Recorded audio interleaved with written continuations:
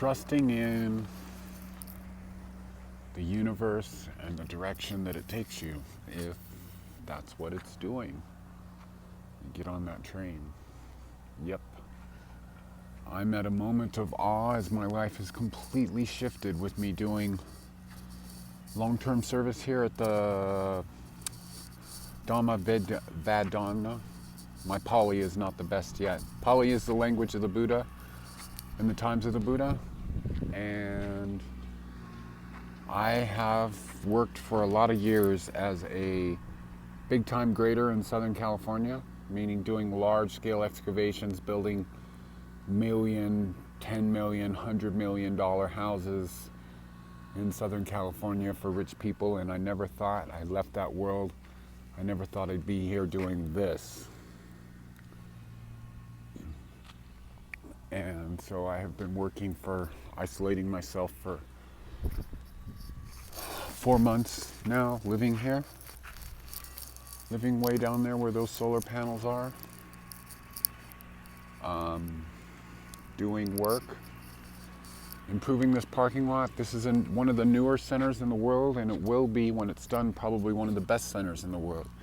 This place started at 2013, and this is all to do with Vipassana and the radical change that my life has taken on with becoming involved with Vipassana and prolonged meditation, and more of a focus on practice, meditation itself, and less focus on reading books and mental stuff.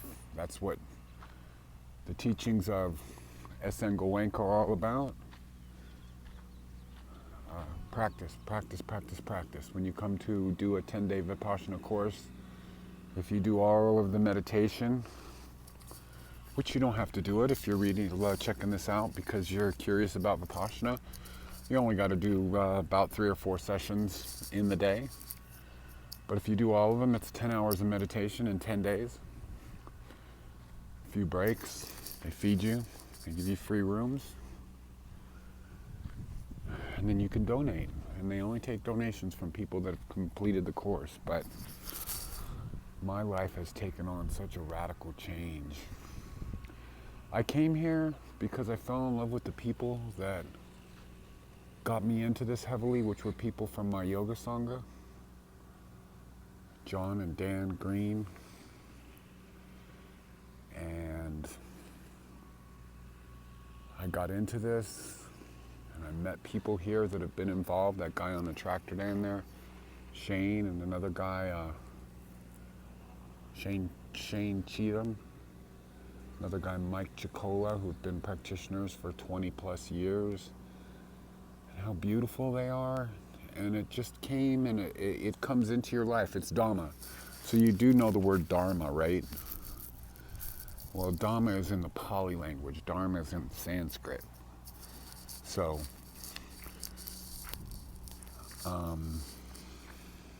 and the way that magic, that's what I call it, because these teachings do not demand that you change your beliefs. It's just an ad.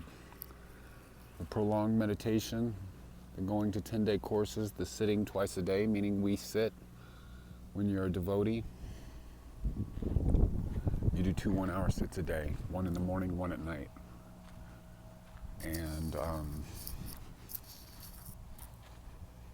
it just comes in, and you just let it come in. And for me, when I came here, and when you do long-term service and you support this, because this will change the world. This is going to change the world. There's a lot that I have to talk about. This is changing people, and the people that I'm choosing to be around are very powerful in subtle ways. But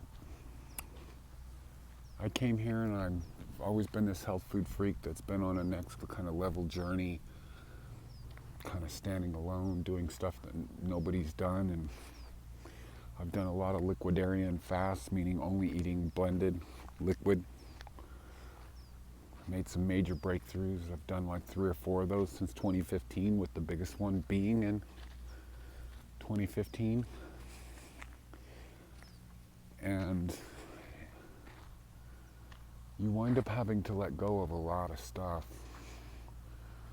that are these little things that you cling on to, all this superfluous kind of stuff, you know? And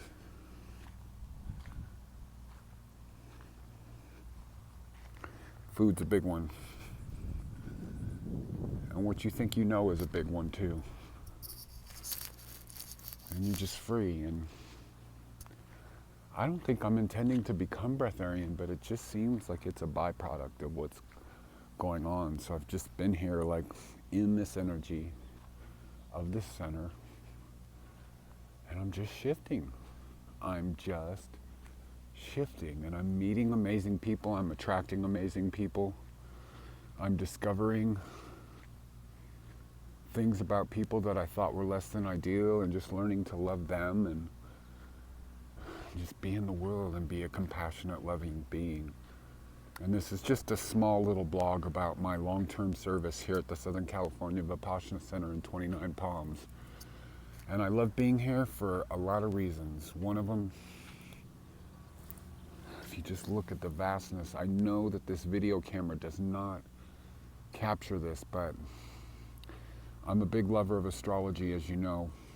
And when I'm here at night, the fact that this sky line just goes, and it's so vast. You can see the cosmos, you can see the planets, you can see it all. There's no light, well, there's light pollution, but not a lot of it here. And it's just so like, wow, look at us in space. Like, look at all of this. Look at these heavenly bodies. Look at me. Look how I am. You know, there's another Vipassana center in Central California in the forest, which is much more like my home. And I've always had a love of the desert. I was actually going to, before I moved to the mountains, I was going to move out into this area, into Joshua Tree, which is more the direction that I'm pointing the camera here.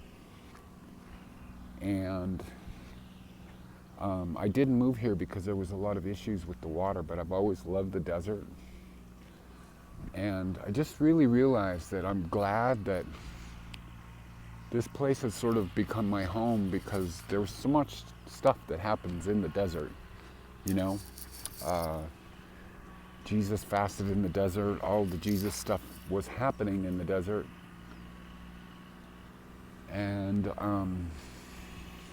you know, there's a lot of association with the reinvention of the self in this big, like, stripped down place. It's not so obvious with life. I mean, when you're in a wet forest, it's so blooming, or even a tropical forest, it's so blooming with life. But this is very differently magical.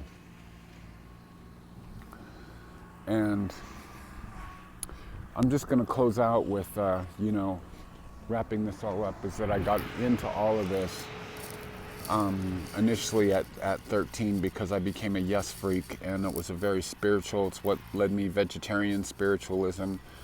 Their album Tales from Topographic Oceans led me into reading Autobiography of a Yogi, and then I discovered that Close to the Edge, their most probably successful and groundbreaking album, was based on Siddhartha.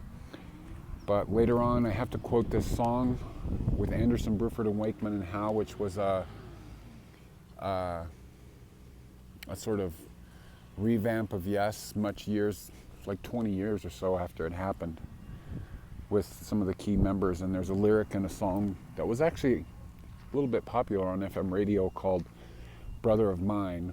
And John Anderson says in there, and this is just me bringing this back to the desert, because I've been here a few times thinking about that lyric, and it's where I'm at. And the lyric says, "See the desert, we have walked the path of all the known religions." And boy, that's where I'm at. I'm just like bringing everything together, and I just love it. All right, it's Keith. I'm signing out, and I'm telling you, it's been October 2019 till today, which is holy shit, what day is it? It's a couple days before February 1st. Maybe a few more days than that. 27th, 28th. I think it's like maybe the 28th or something like that, yeah. Of 2020. Lots of stuff going on in the cosmos. 730 years of uniqueness going on right now. Can you feel it? Just like tearing you to shreds and showing you everything that you are. And if you're liking it, you're really getting it. And if you're hating it, it's destroying you. All right, man. I love you. I'll talk to you later. Bye-bye.